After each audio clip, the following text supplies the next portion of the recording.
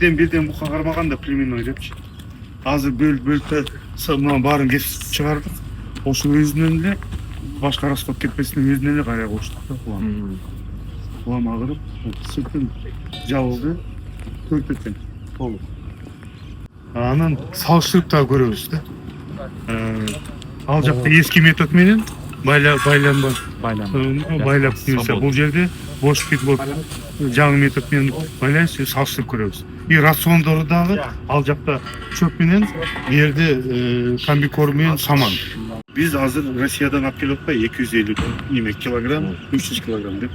Основной пайдасы көргөндө ошо 70 килограммдан 300 килограммга чейин болуп атпайбы? Ол тез эле жетишет экен.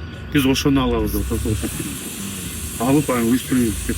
А биздикилер 200-300 килограмм алат дагы, анан уже 500ге жеткиребиз, 450ге жеткиребиз деп, бирок убакыт ошондой эле кетип калат. А бул тез өсөт экен да, и корумда анчалык кетпейт.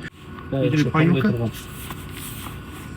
подогрев менен, бияк электричество штука, 20 градустан суук болсо подогрев коет. Поилкасы бир жерде 2 тобу менен бир поилка, ал жакта 4 топту эки жакка 2 деп.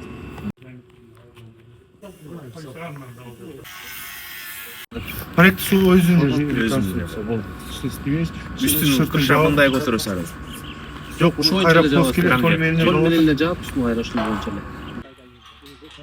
эле. Биринчи жума кыйналат дейт. Көнгөнчө график.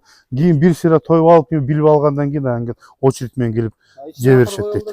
Стресс болот, аяка болбойт болчу.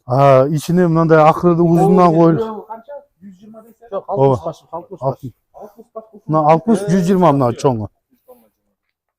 Бул жерде, например, 100 букага канча? 4 неме рабочий керек болот ошондо? 4 малчы керек болот. Силос периоду саны койдур го. Силос чөп. Здравствуйте. Болду, пяка бул жакты тийбей атабыз. Корейстер өздөрү чечсин, не кылат, кандай кылабыз. Бул жактан баштап алардыкы биякта өздөрүнө жол салабы, не кылышат, чечилсин. Бирок өткөн бактырга иш келгенде неме презентация кылганда тигини калтырабыз деди. Тиги экөөнү снос кылабыз.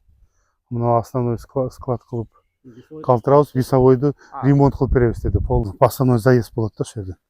Яма кылабыз, дефекционный яма. Жанагы реки малчыларга үйдө өтпөйсүң, анда мояктарга деле сапасы болуп чыгат. Сыстанба. Домиктерден коюп койсо эмне болот ошол?